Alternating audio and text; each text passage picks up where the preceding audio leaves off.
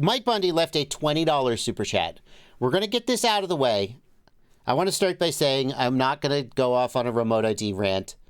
I've ranted enough. I've said enough. I don't have anything more to say, and I don't need to rehash the things I've said in the past. They're out there. They're out there on the live stream clips channel if you really want to watch me rant about remote ID. Why are we talking about it today? Mike Bundy left a $20 super chat. I have to at least acknowledge it, especially for such a generous super chat. Ken Heron posted a video saying he had inside information that remote ID was going to be delayed. Okay? And now there's a big, just a big foofara. Here's what I have to say about this. Ken might be right. He might be wrong. As Blunty said to me before the live stream began, if the administrator of the FAA himself said that there was going to be a delay in remote ID, I wouldn't believe him, because the frickin' left hand doesn't know what the right hand is doing with the FAA and remote ID. It's impossible to get consistent messaging. It's worse than DJI tech support in terms of getting a straight answer that will then bear out in reality. But even if Ken is right, it doesn't change anything.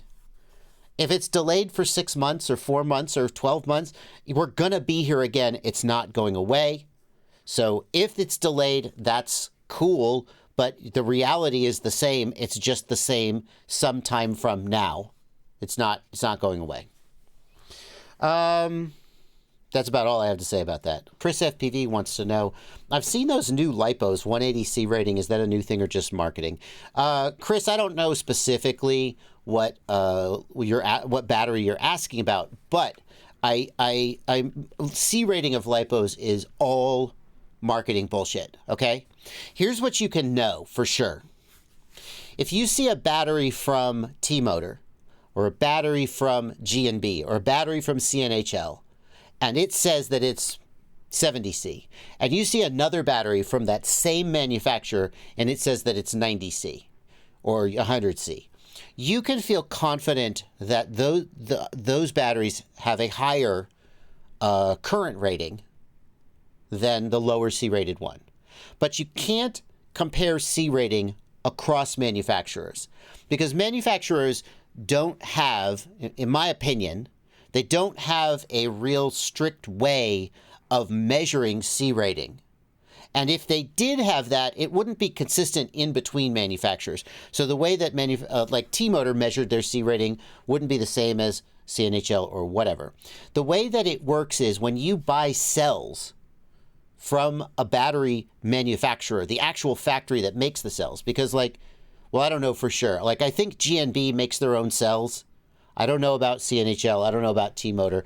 Most of these batteries, though, the company whose name is on this battery is not the actual entity that manufactures the cells. They buy these cells from a factory somewhere, and the factory and they're like, hey, what C rating do you want? Well, we want a 50C, a 70C. And there's something that the factory does differently to make them nominally 70C or 90C. But then the company that actually puts their name on the battery and sells you the battery slaps a number on the sticker. And who knows what that number is? There have been cases where people have opened up batteries that were labeled 90C, and on the side of the cell is stamped 70C. So the cell manufacturer rated the battery at 70C, but the company who sold the pack decided it ought to be 90C. And to close this off, 180C is total bullshit.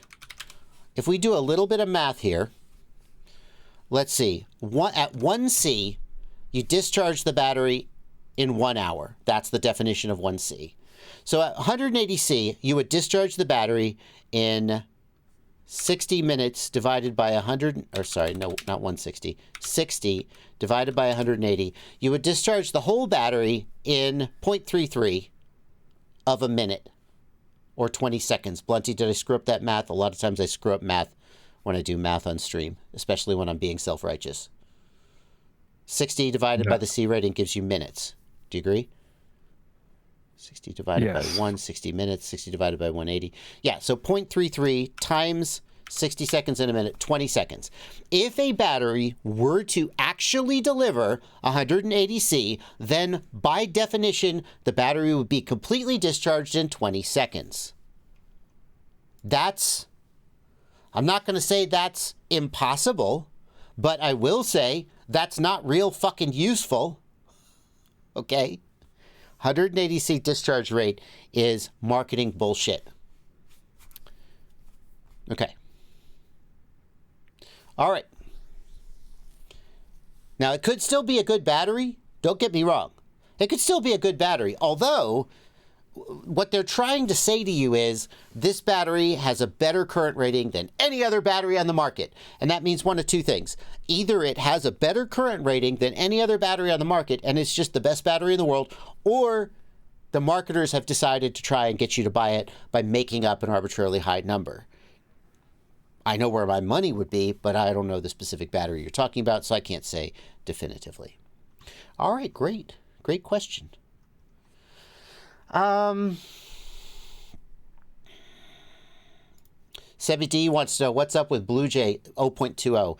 Sebby D, all I know is someone told me that Bluejay 0.20 was burning motors, burning ESCs, and they pulled it back. What do you know, Blunty? Do you know something about this? Check your Discord DM you got from me and show that on screen. Okay. Visit site. Though, as usual, Blunty is making the live streams better. My God. Okay, so this is Style Sucks, the developer, a developer of Bluejay, I presume. I believe yes. That's correct, but sometimes I misremember things.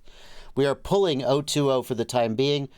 We are investigating. We don't know why. Please downgrade to 0.19.2. We are very sorry about any inconveniences. Spread the word.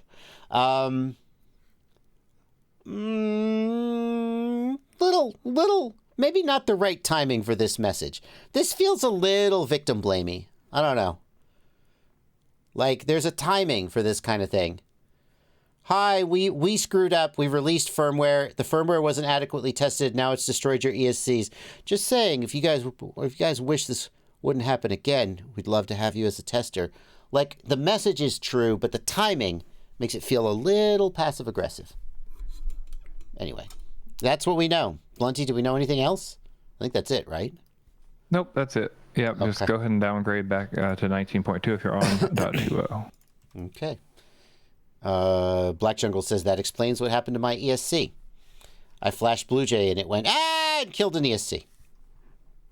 Alex CMA says, I found some Kester solder made in 1993.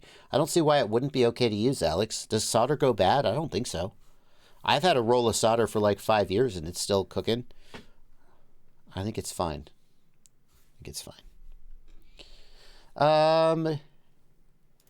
Can't get rid of a blinking RSSI warning in my goggles. Any idea? You can change the RSSI threshold in the Betaflight CLI or the OSD tab, but to be honest with you, Daniel, I prefer to just disable that warning entirely. If you really want to do it correctly,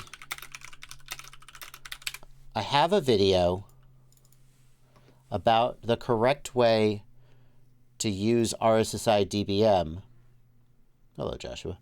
I have a video about the correct way to use RSSI DBM and the RSSI DBM warning.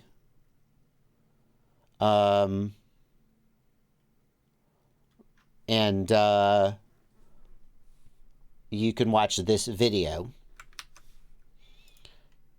I'll put it in the chat and the Discord if you really want that warning to be working correctly. But a lot of times the RSSI threshold is set incorrectly. Betaflight's default is like for FreeSky, not for Crossfire, ExpressLRS, or Ghost. And so they will often give you an RSSI warning long before you're actually at risk of fail-safing.